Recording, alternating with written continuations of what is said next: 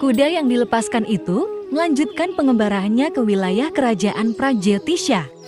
Di kerajaan itu, putra Bhagadatta yang terkenal gemar berperang dan memiliki kekuatan hebat itu maju ke lapangan untuk mencoba menghalangi tugas Arjuna. Putra Bhagadatta itu berhasil menangkap kuda kurban itu. Namun pada saat ia akan kembali ke istana, Arjuna yang menenteng Gandiwa langsung menerjang menghadapi musuhnya. Karena sambaran panah yang mendesing nyaring itu, putra Bhagadatta melepaskan kuda itu kembali dan melesat berkelit menggelakkan terjangan Arjuna. Ia melarikan diri ke istana dan tak lama kemudian ia pun kembali mengenakan pakaian perang dan mengendarai gajah kerajaan yang sudah terlatih. Raja bertudung payung putih itu dan berkipas putih ekor yak yang putih pula warnanya. Dengan jiwa kekanak-kanakan dan kesombongan, ia menghadapi Arjuna menantang-nantang bertanding. Bahkan raja muda yang sombong itu tidak menunggu lagi jawaban Arjuna, tetapi langsung menerjang dengan gajahnya yang besar bagaikan gunung itu. Gajah itu sendiri memang sangat bersemangat, mulutnya berliur menetes-netes tanda kegarangannya. Lebih-lebih binatang itu sudah dilatih dalam perkelahian untuk menghadapi musuh-musuh, khususnya menghadapi sesama jenisnya. Dan di atas punggungnya telah dipasang senjata-senjata, baik untuk menyerang maupun untuk menangkis. Gajah itu liar tidak terkendalikan maunya menerjang saja. Lebih-lebih ia pun dipacu semangatnya oleh pengendaranya dengan ikatan besi. Gajah itu benar-benar ganas melaju untuk menyerang dengan dahsyatnya. Arjuna yang hanya berdiri di atas tanah menjadi sangat marah. Ia balas menyerang raja yang duduk dengan congkaknya di atas punggung gajah gila itu. Dengan penuh kebencian, Wajradata menghujamkan panah-panah berujung lebar dan tajam. Panah-panah itu memancarkan hawa panas seperti api. Jumlahnya pun ratusan susul menyusul bagaikan gerombolan belalang. Akan tetapi, Arjuna sudah siap dengan sigapnya panah-panah lawannya itu ditangkis dengan panah-panahnya pula, sehingga semuanya berjatuhan di atas tanah terpotong berkeping-keping. Arjuna melesatkan anak panah-panah itu di udara. Ia selalu mengarahkan panahnya ke atas. Putra Bhagadatta menjadi sangat marah. Ia membidikan panahnya langsung menuju arah Arjuna. Melepaskan panah beruntun hingga semua panahnya membentuk satu garis lurus seperti tombak yang sangat panjang. Menyadari adanya serangan yang dahsyat dan sukar dilakukan ini, Arjuna sangat marah. Ia berkelebat menghindar, dan dari posisi yang baik, ia menghantam putra Bhagadatta itu dengan panah bersayap kemasan. Wajradata yang memang perkasa itu terkena sambaran batang panah Arjuna terjungkal jatuh dan rebah di tanah. Ia mengeluh, tapi tidak pingsan, dan segera melompat kembali ke atas.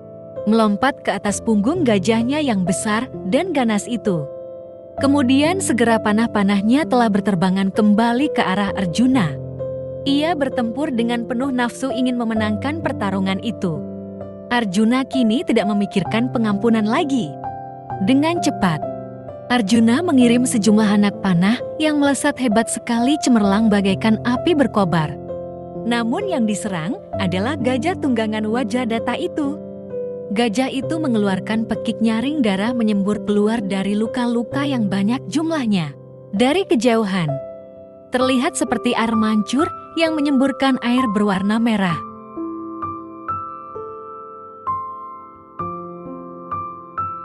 Wajradata itu memang hebat. Ia tangguh luar biasa.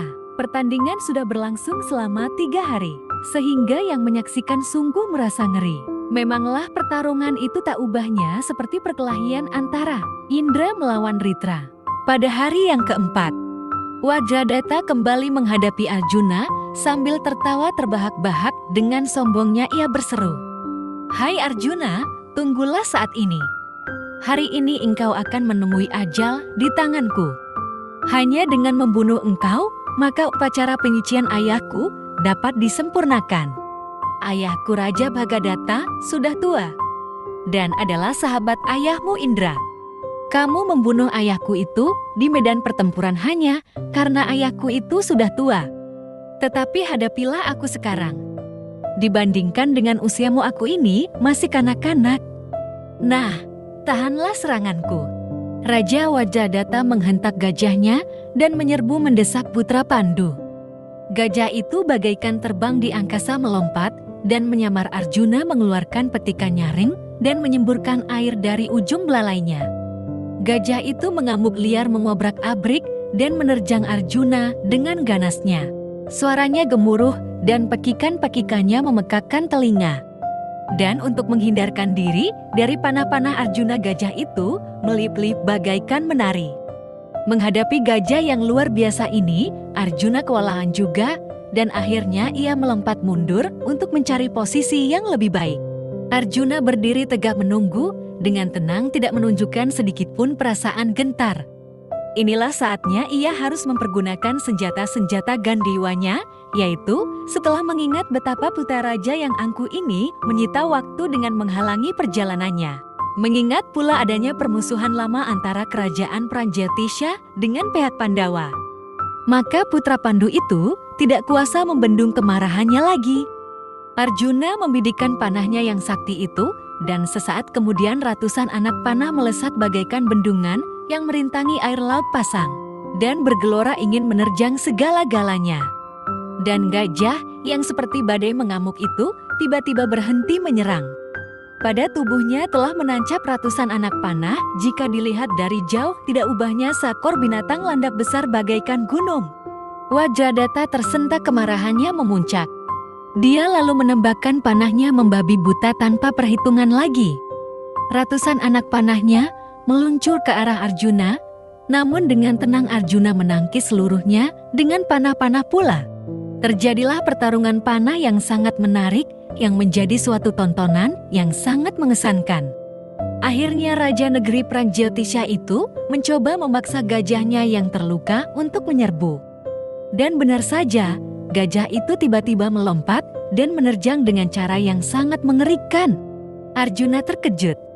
Tetapi ia masih sempat membidik dan melepaskan sebuah panah besar yang sejak tadi tidak dilepaskan.